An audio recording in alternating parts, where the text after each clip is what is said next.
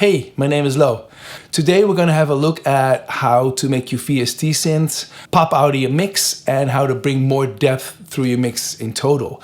And literally, the only thing you need is this. We're gonna have a look at how to use simple microphones like you have on your phone to really bring more depth into your mix. I'm gonna take you to a couple of different scenarios, and you know what? Let's open up a session and let's jump in. Well, before I'm gonna dive into the session, let's have a chat about what reamping is all about. Especially in modern music, it feels like everything sounds like super flat. It's way punchier than old recordings, but there's way less depth in mixes and in albums. A lot of that has to do that there's no movement of air anymore. Everything is just recorded straight in the box. And then back in the day, recorded a band in a studio, which was a big room. You had your amp and your microphones. There is a lot that goes into microphone placement and the preamps that you use and everything. And now with everything in the box, unfortunately, often we don't have the time or the money to do that in our process anymore. A way to bring that back is to reamp. And a lot of people, if they talk about reamping, they're actually talking about bringing the sound out of the computer and moving it through a guitar amp. Now you need a reamp box, you need a good microphone, preferably also a good room. This gets expensive pretty quickly and also takes a lot of time. If you think about it, it's more just about the actual movement of air. And it doesn't really matter if that microphone is that good, because as soon as you mix it in with the recordings that we already have, we only need a little bit for that flair. And I have found out that just using an iPhone is often good enough. I often use a, where is it? Ah, here. SM57, the cheapest mic of all, freaking great. Desert Island mic. Also, I often record straight from my speakers in the studio. I have done recordings more than once. Like actually one of my favorite sounds is a synth that I re-recorded straight off my laptop with a little Zoom recorder. And it was in a hotel room. It sounds fantastically good. I'm actually more and more often just looking for what places are cool, what is a fun little microphone to use, and also what speakers are fun. If you run it through your monitors in the studio, it's gonna sound a lot better than if you run it from your iPhone or an iPad or a little Radio Shack speaker that you have hanging around. You know what I mean? It's just fun to experiment with these things. You know what? Let's hop into the session. I'm gonna show you what I'm working with, and then we're gonna grab a couple of tracks that we're gonna record on my phone here, and we're gonna find some fun places to record and then bring them all back in and then mix it all together and see what we come up with. So this is the session that we're working with. I'm gonna play two little parts. I'm gonna tell you the opening.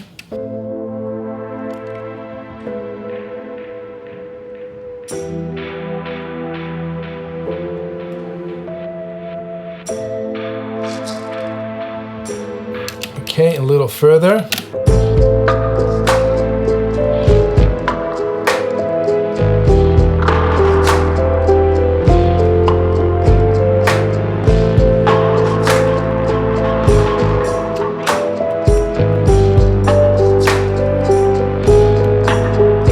I'm thinking to do the following things. I'm gonna record the beat separately.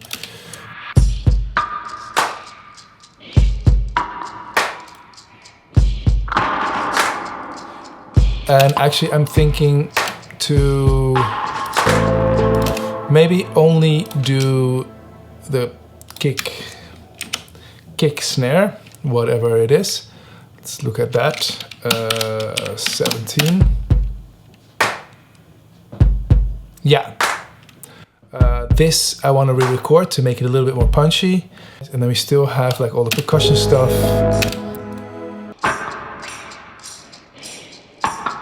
We're gonna keep that as is. Okay. Let's take the piano lick.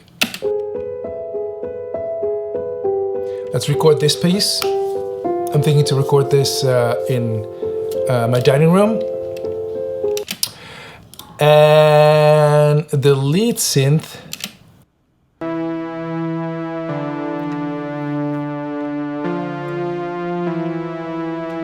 I got a fun place where I'm going to record that one, but you'll see that later on. Let's bounce them out and send them to my phone, and let's do some recordings. I'm going to record the beat on this SM57, and we're going to record it straight from the speaker, just to give it some extra punch.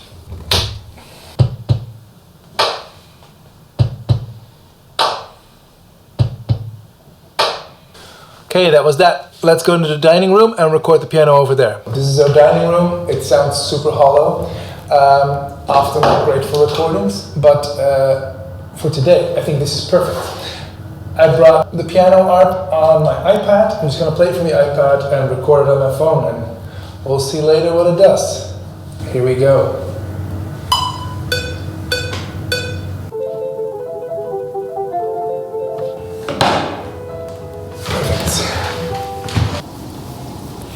It's minus 23, so it's freaking cold. Let's do this as quickly as possible.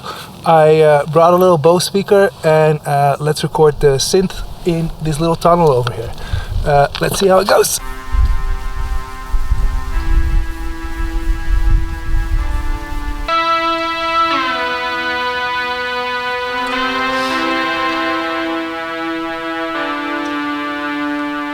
Okay, that was that. Let's go back to the studio and let's see what it sounds like.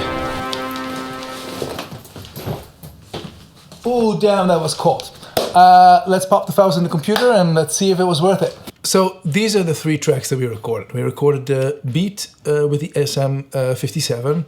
Then we re-recorded the piano in the dining room. And then we re-recorded the lead synth in the tunnel. I thought it was a smart idea to roll around in my chair while recording the beat, so I needed to clean up some stuff. So as you see, I muted a couple of clips over there. Another little warning is the tunnel recording. It was so cold, so I was just shivering all the time and I couldn't stand still, so I ended up like walking around. So it's noisy, you hear footsteps, there's all kinds of stuff in there. Not what I looked for, not what I wanted, but I think we're gonna make it work. The whole idea about this is anyways, like, we're gonna EQ everything, and we're gonna put compression on it, and we're gonna just play around. It just, what we're looking for is to make it just sound alive and fun. I think we can get away with having recordings that are a little more noisy than we want to. Okay, so this is the beat as it sounds by itself. And this is what the SM57 sounds like. It sounds more roomy, right? This is what we want. We want it to sound roomy and different. Let's put it together and see what happens for now. This is the beat. I'm gonna bring in the SM57 right now. Yeah, it gives a little bit extra. It's not too much. So let's start playing around. Why don't we give it a good compressor? 1176 is always a good bet. I'm gonna go for 12. I'm gonna compress the shizzle out of it. Let's bring it up. You know what I did? I put the SM57 on every track except for the one that I needed. Do that again. 1176. There we go, 12. Bring it in, yes. Okay, too much. A little slower, a little faster, yeah. Okay, cool. What else are we gonna do? What about, we're gonna add some saturation. Oh, you know what? The new tape plugin from Arturia is pretty amazing. I'm gonna put it on modern because I do want to hear all the frequencies. Let's push it.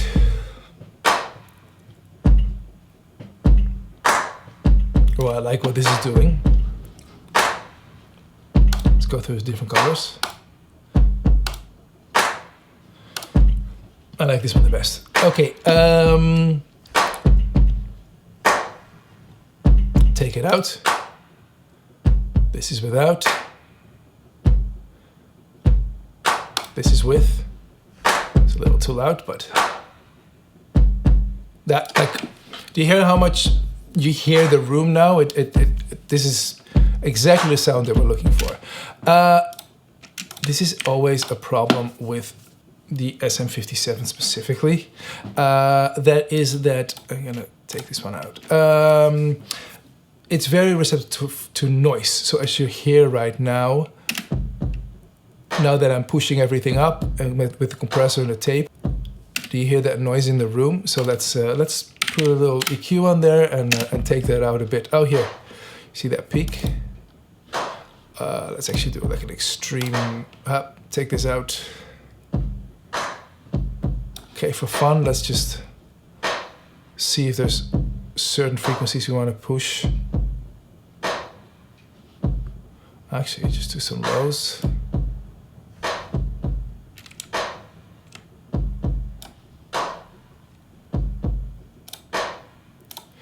Okay. With everything in there. Now take the SM57 out. Oh yeah, that's a huge difference.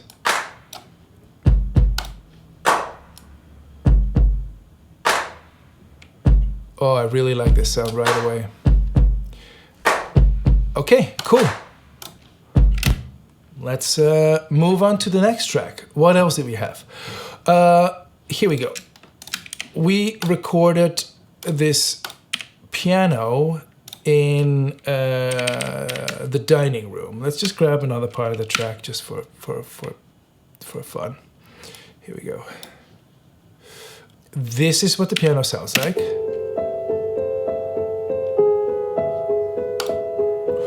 And now let's bring in the recording that we did ourselves.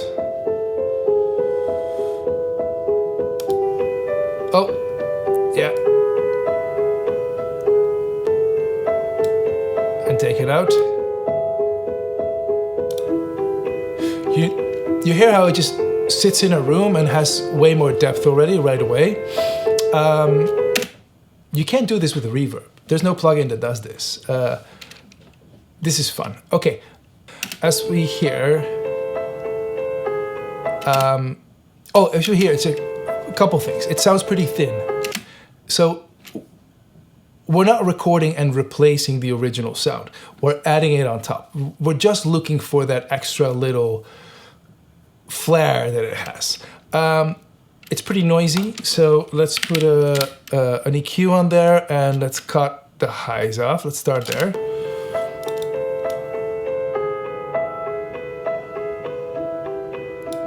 Okay, let's see how much of the lows we can cut away.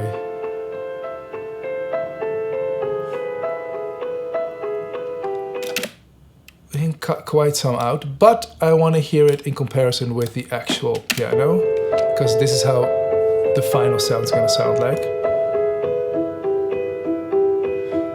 So this noise stuff here, I kind of like it. So I kind of want to keep that in there.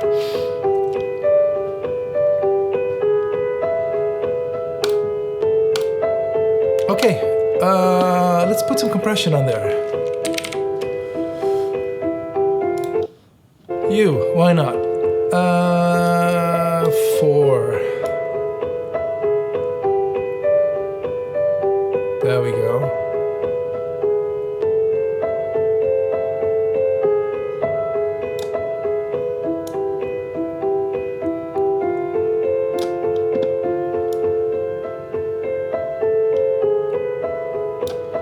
I like that.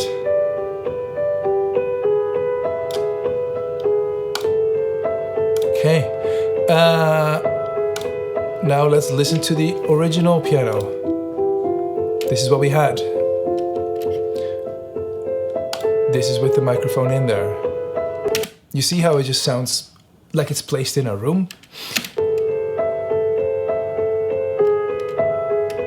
And then it's a little noisy. I like that personally. Okay, we're going fast. Let's keep on moving. The recording in the tunnel. This is what it sounds like by itself.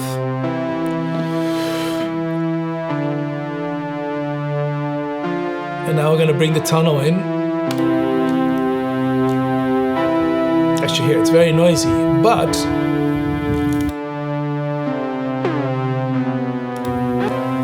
it also gives something extra there. Let's okay. We hear, oh, let's look at, oh, that sounds bad. Okay. Take all those highs off of there. Don't want any of those lows. Let's see.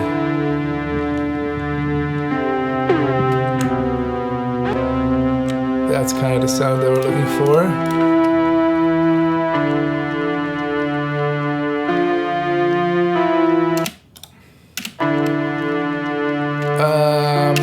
Just give it some saturation. We're gonna go, oh, yeah, you know what? Gorilla Drive from Safari Pedals. This is always a great one. Let's see what this sounds like.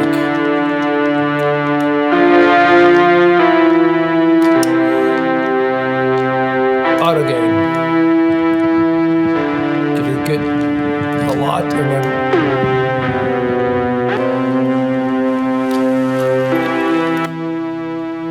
this is where we started with. This is with the recording. A little too much. Let's dial back on this guy. Okay. How does this sound in the mix?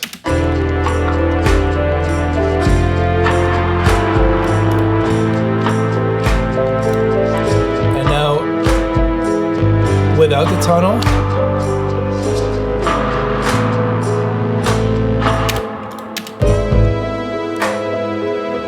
we're gonna bring it back in, even lower in the mix. But you see how it cuts through in the mix, and it actually puts it in a place.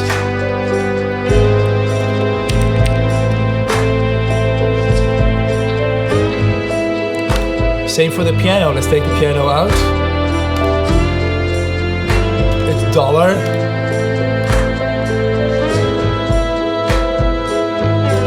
It's in a place right away. I really like that. Actually, that piano, let's give it a little saturation as well, because we're doing it with the other tracks as well, so why not? Our good old decapitator.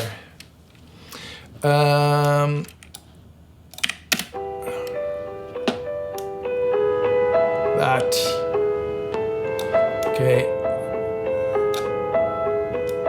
It's a little bit too much of the highs.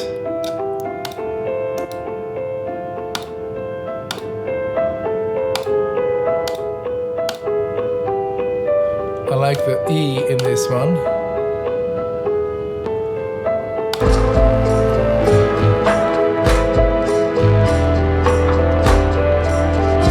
Okay, now we're going to take the piano out. It totally disappears. And back in.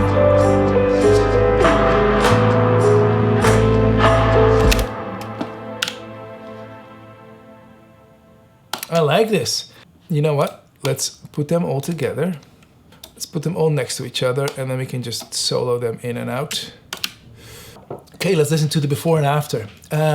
This is the track as we had it this morning. And now we're gonna put in the new 3 recordings. You see how much depth it gives right away? I'm gonna take them out. And back in. You're a little loud.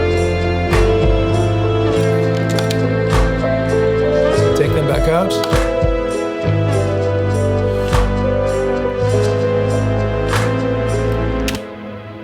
Yeah, this sounds great. As you see, there's no plugin that does this. You have a microphone around. Anything goes. What I also love a lot is those Zoom H1s. I often have one with me. They're really good for this. Also, they're stereo, because these are just mono files. If they're stereo, it helps a lot. Same for these Zoom H1. It's a little brittle on the highs, but just cut off the highs and you're good to go. I love what we did. I think everybody should do this more. Just grab a microphone, re-record whatever you have, put it back in, and play with it. It just brings everything to life and brings so much depth to your whole production. I hope you're gonna try this as well. Have you ever tried this technique before? I would love to hear your experiences, and maybe you can even share some of your tips and tricks. If you like the track, I will leave the stems in a download link down below, and I'll catch you next time.